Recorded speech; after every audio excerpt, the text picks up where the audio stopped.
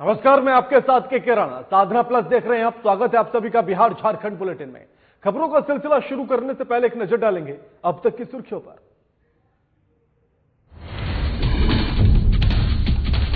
प्रवासी मजदूरों के आगमन को लेकर तैयारियों में जुटी राज्य सरकार। बाहर से आए सभी मजदूरों का किया जा रहा है स्किल ऑडिट। योग्यता और कार्य क्षमता के अनुसार श्रमिकों को रोजगार मुहैया कराएगी राज्य सरकार।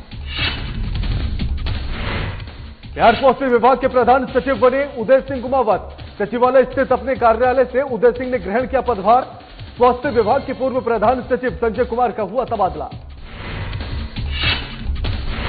पूर्व प्रधानमंत्री राजीव गांधी की 29वीं पुण्यतिथि आज। पूरे देश के साथ साथ झारखंड प्रदेश कांग्रेस कार्यालय में दी गई श्रद्धांजलि। पार्टी के तमाम नेताओं ने दी श्रद्धांजलि। केंद्र सरकार की अनुमति के बाद प्रवासी मजदूरों और छात्रों की घर वापसी जारी। महाराष्ट्र के कोल्हापुर से बोकारो पहुंचे 1467 प्रवासी मजदूर। 67 बसों से श्रमिकों को भेजा जा रहा उनके घर। बक्सर जिले के 61 प्रखंड स्थित क्वारंटीन सेंटर में असुविधाओं का आरोप। सुविधाओं की मांग पर भड़के प्रखंड विकास पदाधिकारी। प्रवासी मजदूरों के साथ साथ मीडिया कर्मियों को दी हाथ पैर तोड़ने की धमकी।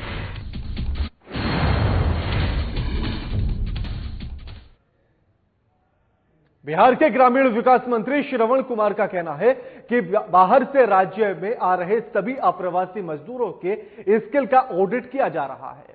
सभी प्रखंड के क्वारंटीन सेंटर में सूची बनाई जा रही है कि कौन सा मजदूर किस काम में निपुण है और कौन सा काम कर सकता है। उन्होंने कहा है कि बिहार में 9 लाख से अधिक लोगों को मनरेगा के तहत काम दिया जा रहा है। यदि जरूरत पड़ी तो इस संख्या को बढ़ाया भी जाएगा। साथ ही कहा है कि बिहार में जितने भी श्रमिक बाहर से आए हैं उनको उनकी योग्यता और कार्य क्षमता के अनुसार राज्य सरकार काम मुहैया कराएगी।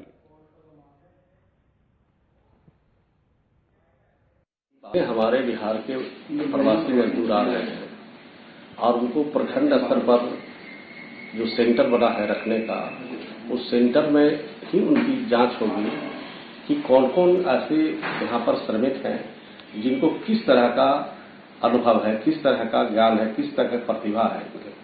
कौन टेक्निकल लोग हैं, कौन नॉन टेक्निकल हैं, कौन खेत में काम कर सकते हैं, कौन कारखाना में काम कर सकते हैं, कौन मिल में काम कर सकते हैं। तो पूरी चीज की जांच हो रही है और उसकी लिस्ट बनाए जा रहे हैं। और जब लिस्ट बन जाएगा तो उसी अनुसार उनको काम में लगाने की बात बिहार की सरकार कर रही है। और जहां तक मनरेगा का सवाल है तो मनरेगा में तो 9 लाख से ज्यादा मजदूर अभी तक हमारे काम कर रहे हैं। बिहार स्वास्थ्य विभाग के प्रधान सचिव उदय सिंह कुमावत ने आज सचिवालय स्थित अपने कार्यालय में पदभार ग्रहण किया है। साथ ही उन्होंने कोरोना को लेकर अधिकारियों के साथ बैठक भी की है।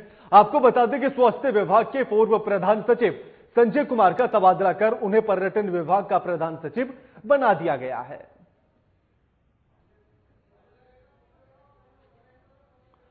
आपको बता दें कि बिहार के स्वास्थ्य विभाग के प्रधान सचिव को तबादला कर दिया गया। अब उनकी जगह नए प्रधान सचिव के तौर पर उदय सिंह कुमावत पहुंचे हैं। आज सचिवालय स्थित अपने कार्यालय में उन्होंने पदभार को ग्रहण किया है। साथ ही उन्होंने कोरोना को लेकर अधिकारियों से चर्चा भी की है, बैठक भी की है कि आखिर किस तरह से कोरोना से अब निपटा जाएगा और क्या कुछ रणनीतियां होनी चाहिए ताकि कोरोना पर काबू पाया जा सके और कोरोना पर अंकुश लगाया जा सके। साथ ही आपको बताते चले कि स्वास्थ्य विभाग के पूर्व सचिव संजय कुमार का तबादला कर दिया गया है और उन्हें अब पर्यटन विभाग का प्रधान सचिव बना दिया गया है।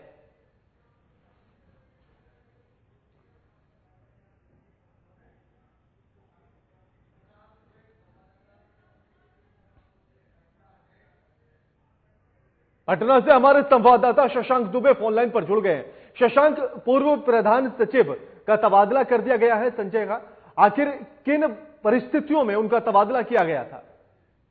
देखिए राणा जी, बहुत ही एक तरह का अप्रत्याशित घटना है क्योंकि ये कोरोना का संक्रमण दौर चल रहा है और जब से शुरू हुआ है संजय कुमार जो प्रधान सचिव स्वास्थ्य थे उन्होंने काफी मजबूती से और मेहनत से भी टैकल किया था और उनको काफी गहन जानकारी हो गई थी, काफी अनुभव हो गया था इस कोरोना से निपटने में जो प्रशासनिक गतिविधियां होती हैं या क्षमताएं होती हैं। तो अचानक ये जो कल एक निर्णय आया राज्य सरकार का जिसमें संजय कुमार को बदल दिया गया है तो कई सवाल खड़े हो गए थे। लेकिन जैसे जो सुर्खियां चल रही हैं, जो सचिवालय में जो चल रहा है, बातें चल रही हैं, राजनीतिक हलकों में जो बातें चल रही हैं, कहीं ना कहीं मंगल पांडे जो स्वास्थ्य मंत्री है बिहार सरकार के, उनके साथ उनका तालमेल नहीं बैठ पा रहा था और काफी दिनों से हर एक मुद्दे को लेकर, चाहे वो कोरोना को अपडेट करने को लेकर हो या स्वास्थ्य विभाग की तमाम फाइलों के जो स्मूथ रनिंग है उसको लेकर हो, कहीं ना कहीं मंत्री के बीच में सामंजस्य नहीं बैठ रहा था। और ये वजह है, तत्कालिक यही वजह है कि इनको मंत्री के जो वीटो लगा देने पर, एक तरह से मंत्री ने वीटो लगा दिया था मुख्यमंत्री के पास, इनको हटाया जाए। लेकिन और कई वजह थी, जैसे उन्होंने डॉक्टरों पर कार्रवाई की थी या एक्स्ट्रा मीडिया फ्रेंडली थे, तो कहीं ना कहीं बहुत सारी चीजें संजय कुमार के विपरीत गई हैं। बिल्कुल। और संजय और शशांक, जिस तरह से स्वास्थ्य विभाग के पूर्व प्रधान सचिव संजय कुमार का तबादला अब कर दिया गया है, जिस तरह से आप भी अभी बता रहे थे कि कोरोना को लेकर निपटने में लेकर वो काफी निपुण थे, क्योंकि लगातार वो उन चीजों को लेकर कार्य कर रहे थे। अब नए प्रधान सचिव आए हैं, आखिर उदय सिंह जी किस तरह से इन सारी जिम्मेदारियों को निभाएंगे और क्या क्या जिम्मेदारियां उनके सामने होंगी, क्या चुनौतियां उनके सामने होंगी फिलहाल? देखिए, उदय सिंह कुमावत जो कि नए प्रधान सचिव हेल्थ बनाए गए हैं, उन्होंने आज चार्ज लिया है और आज चार्ज लेने के बाद तुरंत उन्होंने मंत्री से मुलाकात की है। तो पहली तो उनकी जो प्राथमिकता होगी वो अभी इस वक्त एक जो टॉप प्रायोरिटी है या ओनली प्रायोरिटी यही इस वक्त है कि कोरोना जो संक्रमण काल चल रहा है इससे किस तरह निपटा जाए और स्वास्थ्य महकमा अपनी किस तरह से अपनी क्षमताओं को प्रदर्शित कर सके। तो उदय सिंह कुमावत का राजनीतिक कहा जाए एक तरह से प्रशासनिक बहुत बड़ा अनुभव है। वो केंद्र सरकार में संयुक्त सचिव पद पर भी रह चुके हैं और उसके बाद वो बिहार आए हैं। तो कहीं ना कहीं, लेकिन क्योंकि ये 2-3 महीने कोरोना के निकल गए हैं और काफी ज्यादा कुछ माहौल इस वक्त कोरोना का चरम पे एक तरह से कहा जाए अपने है। बिहार में 10वीं मौत भी आज हो गई है, 1800 से ज्यादा मामले हो गए हैं। तो अभी उनको इस पूरे गतिविधि को समझने में कुछ समय लगेगा, लेकिन क्योंकि एक प्रशासनिक पदाधिकारी है, बड़े पदों पर रह चुके हैं, तो कहीं ना कहीं उनको कुछ समय जरूर लगेगा। लेकिन जैसा बताया जा रहा है कि उनकी क्षमताओं पे कोई दिक्कत नहीं है और वो इसको निपटने में कारगर होंगे। जी बिल्कुल, शुक्रिया शशांक आपका हमारे साथ से तमाम बातचीत करने के लिए और जानकारी साझा करने के लिए। पूर्व प्रधानमंत्री राजीव गांधी की 29वीं पुण्यतिथि के अवसर पर झारखंड प्रदेश कांग्रेस कार्यालय में उन्हें श्रद्धांजलि दी गई। प्रदेश कांग्रेस अध्यक्ष रामेश्वर उरांव के साथ साथ पार्टी के कई नेताओं ने उनके फोटो पर पुष्प अर्पित किए, उनके आदर्शों पर चलने की बात कही। प्रदेश अध्यक्ष ने स्वर्गीय राजीव गांधी को देश में नए युग का क्रांति लाने का श्रेय देते हुए कहा कि उन्होंने देश को कई नई सौगातें दी हैं।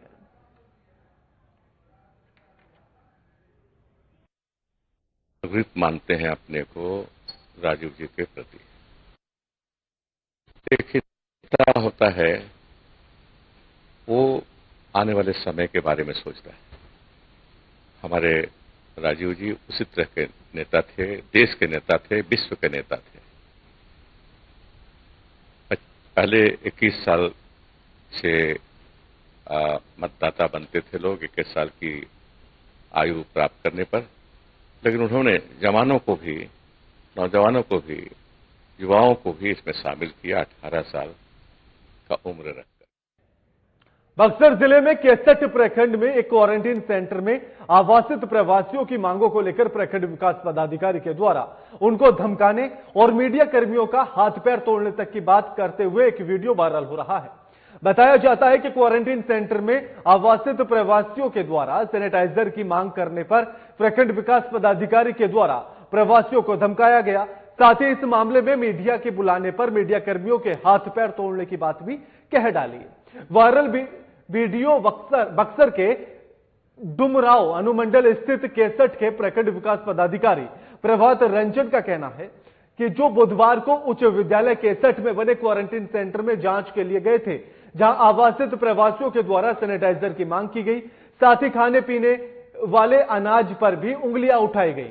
जब प्रखंड विकास पदाधिकारी प्रभात रंजन के द्वारा प्रवासियों की बात नहीं सुनी गई तो उन्होंने मीडिया को बुलाने की बात कही। इस बात पर बीडीओ साहब प्रखंड गए और मीडिया कर्मियों के प्रति जितनी भड़ास थी सब निकाल दी। उन्होंने कहा कि हिम्मत है तो मीडिया को अंदर आने की। बताया जाता है कि किसी भी मामले की जानकारी के लिए फोन करने पर साहब कभी भी मीडिया कर्मी का फोन नहीं उठाते हैं। अपने दबंगई के चलते हमेशा चर्चाओं में भी बने रहते हैं। सर, आप नहीं कंप्लेन नहीं करेंगे जब ऊपर में सप्लाई नहीं है। आप मत कीजिए कंप्लेन, आप मत कीजिए, हम कर लेंगे, हम मीडिया बुलाएंगे, ऐसा बात नहीं है। मीडिया को हिम्मत है अंदर आने का, आएगा ना, अंदर आने का हिम्मत है, हाथ नहीं तोड़ देंगे मीडिया को। तो ठीक बात, आप हाथ पैर तोड़ दीजिएगा। वीडियो तो बंद है यार, नहीं है मीडिया को आने का। तुम ऐसी करो, तुम रिकॉर्डिंग करो। हम बोल रहे हैं कि मीडिया को अंदर आने का इजाजत नहीं है। आप आएंगे तो हाथ गोड़ तोड़ देंगे। आएगा तो उसको नहीं आने देंगे। मार दीजिएगा उसको। नहीं, बिल्कुल नहीं आने देंगे। हाँ ठीक है सर, भगा देंगे, डंडा से मार के भगा दीजिए। ठीक है बिल्कुल, सर। आपूर्ति किया गया। तस्वीरें आपकी टीवी स्क्रीन पर, वो वायरल वीडियो भी आपकी टीवी स्क्रीन पर, जिस पर पदाधिकारी ये कहते हुए नजर आ रहे हैं कि उनसे सिर्फ ये मांग करना, सैनिटाइजर, और उनसे सवाल करना उनको नागवार गुजरा है। इस खबर पर हमारे साथ हमारे वरिष्ठ संवाददाता अजय कुमार फोन लाइन पर जुड़ गए हैं। अजय, जिस तरह से वीडियो वायरल हो रहा है और बताया जा रहा है कि अधिकारी साहब से सिर्फ सवाल किए गए, उनसे उनकी कमियों को बताया गया कि किस तरह से क्वारंटीन सेंटर में कमियां हैं, खाने को लेकर, अनाज को लेकर, सैनिटाइजर को लेकर, यह बात उनको इतनी नागवार गुजरी कि उन्होंने धमकी तक दे दी। जी, सबसे पहले दर्शकों को हम ये बता देना चाहेंगे कि हमारे पास जो ये वीडियो मिला है, उसके पीछे जो क्वारंटाइन सेंटर के कुछ लोग जो थे जिन्होंने ये वीडियो बनाया था, उन्होंने ही भेजा है। हालांकि साधना न्यूज किसी भी तरह से वायरल वीडियो की पुष्टि नहीं करता है, लेकिन घटनाक्रम जिस तरह से चली है उस पर यही कहा जा सकता है कि वीडियो की सत्यता पर अभी कोई प्रश्न चिन्ह नहीं उठा रहा है, क्योंकि इस बात को लेकर के वीडियो जो है वहाँ के जो प्रभात रंजन है, उन्होंने माफी भी मांगी है। पूरा का पूरा मामला जो है बक्सर जिले के 63 प्रखंड का है, जहाँ वीडियो जो है क्वारंटीन सेंटर को विजिट करने जाते हैं, और जब वहाँ के लोग बोलते हैं कि ठीक ढंग से क्वारंटाइन सेंटर का जो है सैनिटाइजेशन नहीं होता है, बाकी जो सुविधाएं जो बिहार सरकार ने एक तरह से नियत कर रखी है कि क्वारंटाइन सेंटरों का एक स्टैंडर्ड होगा, उस स्टैंडर्ड के अनुसार जो है वहाँ पे नहीं हो पा रहा है, तो सुविधाएं नहीं मिल पा रही थी। तो जाहिर सी बात है वीडियो साहब ये सब सुन करके भड़क गए। वो सरकार के नुमाइंदे हैं, उनको लगा कि ये जो है आपका होटल तो है नहीं कि जहाँ पे हम सारा सुविधा देंगे। और जब वहाँ के लोगों ने ये कहा कि भाई मीडिया कर्मी को बुला करके ये सब चीजें दिखाई जाएंगी, तो उस पर और भड़क गए और मीडिया कर्मियों के हाथ पांव तोड़ने की बात तक कहने लगे। ये अपने आप में बताता है कि लोकतंत्र किस तरह से चल रहा है। और क्वारंटीन सेंटरों पे आपको बता दें कि एक अघोषित बैन लगा हुआ है पत्रकारों के जाने पे। हम जो भी आपको क्वारंटीन सेंटर की खबरें बता रहे हैं, वो या तो हम अपने आप को रिस्क में ला करके बता रहे हैं, या फिर वहां क्वारंटीन सेंटर पे रहने वाले लोग हैं, उन लोगों ने वीडियो या बाकी माध्यमों से हमें सूचित किया है। तो ये मुश्किल हालात हैं बिहार में, ये बात सच है। तो क्या ये मान लिया जाए अजय, क्या ये मान लिया जाए अजय कि अधिकारी नहीं चाहते हैं कि जनता की आवाज को उठाया जाए? अधिकारी साहब या वीडियो साहब ये नहीं चाहते हैं कि हकीकत को जनता के सामने रखा जाए, और अगर कोई मीडिया कर्मी ऐसा करने की कोशिश करता है तो उसके हाथ पैर तोड़ दिए जाएंगे? यानी कि एक तो चोरी, ऊपर से सीना चोरी, ये कहावत सार्थक हो जाती है। ये सरकार का रवैया है। जो सरकारें होती हैं वो हमेशा अपनी शिकायतें सुनने वालों को इसी तरह से ट्रीटमेंट करने की कोशिश करती हैं। हालांकि उन्होंने सोचा नहीं हुआ कि इस तरह से वायरल हो जाएगा, जिसके बाद उन्होंने, जब उनको एहसास हुआ तो उन्होंने कहा कि वो थोड़े डिप्रेशन में चले गए थे, थोड़े से उत्तेजित हो गए थे, और उसके लिए माफी चाहते हैं, क्योंकि बहुत सारे मीडिया कर्मी उनको तंग करते रहते हैं, इस वजह से वो थोड़े से उत्तेजित हो गए।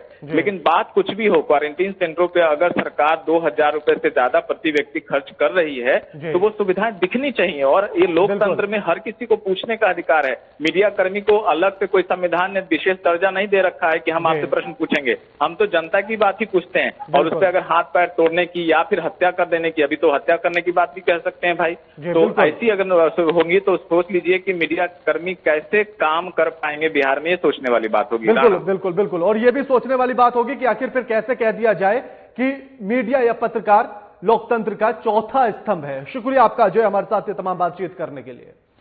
रुकेंगे एक छोटे से ब्रेक के लिए, जल्द हाजिर होते हैं।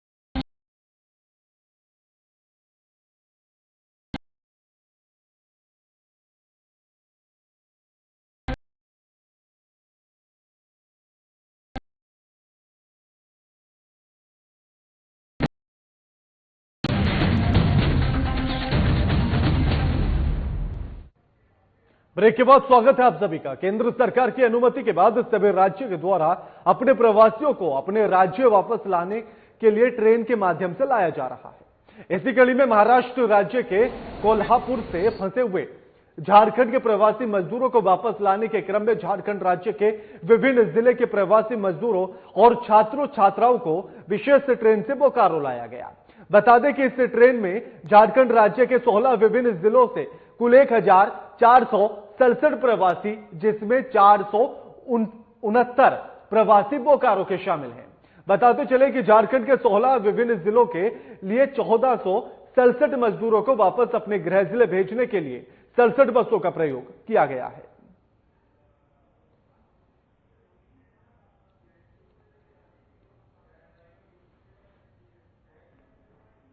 कुछ दिन पहले राज्य के मुख्यमंत्री हेमंत सोरेन ने यह घोषणा की थी कि सभी जिले के उपायुक्त और पुलिस विभाग के पदाधिकारी यह सुनिश्चित करें कि उनके जिले से होकर कोई भी श्रमिक मजदूर प्रवासी पैदल अपने गंतव्य की ओर न जाए।